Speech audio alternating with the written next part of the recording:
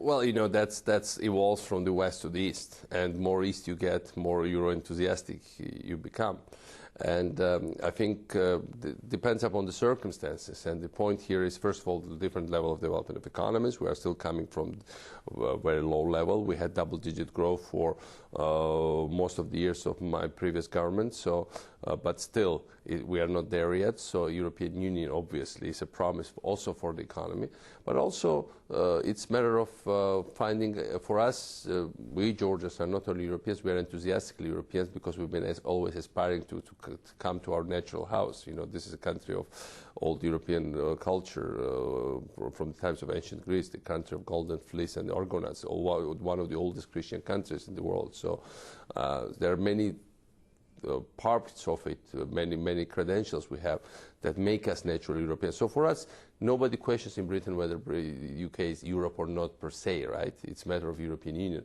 For us, Europeanness means European Union. So that's this historic and cultural thing which makes Eastern Europe different. We have to fight for our identity, and for us, still, it's the European Union. And you mentioned history there. No doubt you're thinking about your legacy as your presidency approaches the end there. Would that be it for you? Your legacy would be established if Georgia was firmly on the road to join the European Union and indeed other international bodies like NATO? Yes, well, we managed to I think Georgia has created an alternative model of development in the post-Soviet space where there was only one or two models, like chaos under Yeltsin and some kind of order under Putin. And then under my previous government, we became, on the one hand, we were a democracy, and we proved it a democracy, also by the way, through losing elections last October, but also we managed to prove that we became the safest country in Europe according to the European Union.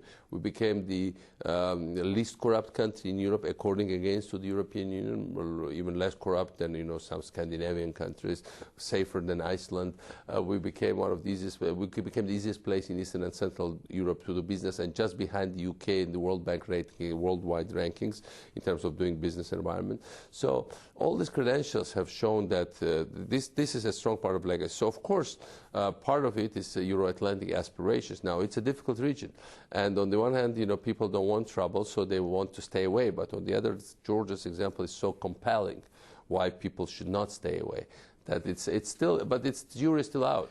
Can I finally ask you about your discussions with Secretary of State Kerry, John Kerry? Did he raise the issue of the Boston bombings? And there has been an allegation that one of them, Tamerlan Ansani, of the elder brother, actually received some training or went to a seminar last year in Georgia. No, I think that's usual Russian stuff. Which I mean, they've been trying to do this allegation for all these years.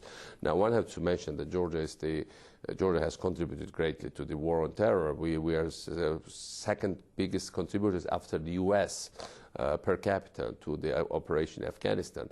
We've suffered considerable casualties there. We are the biggest non-NATO contributor there, and we also had fighting with. First of all, Chechens. Lots of Chechens were sent in the 90s by Russia, trained by Russian secret services back then, by FSB in the 90s, to combat Georgian troops on the side of separatists inside Georgia in Abkhazia in the 90s. And people like Shamil Basayev, they got first combat experience in Georgia on behalf of the Russians and our local separatists. So in Russia, in that war, sides have been switched several times.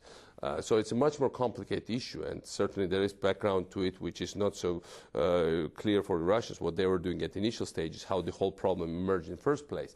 Now, on the other hand, we also had fighting with them last September inside Georgia when... I mean, the allegation is that these Chechens had been trained by Georgia. As far as I know, they've never been to Georgia, although Russia is our neighbors and obviously Chechnya is the neighboring region and people move back and forth.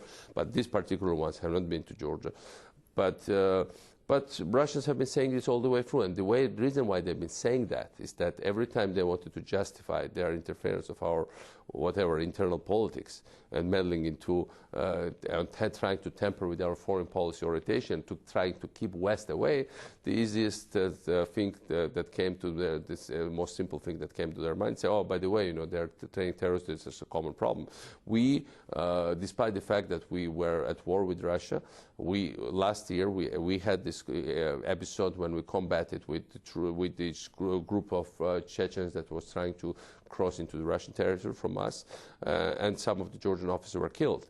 And it was a tough fighting, because they were well equipped, these people, whoever gives them funding, and they were fighting with our troops, and they were fighting very fiercely. So we could firsthand see what the problem is that Russia is facing. We would, of course, we do any spillover of this problem into our territory for us would be a disaster. So Georgia would do our best, no matter what are the complexities with Russia, to keep away this problem at bay.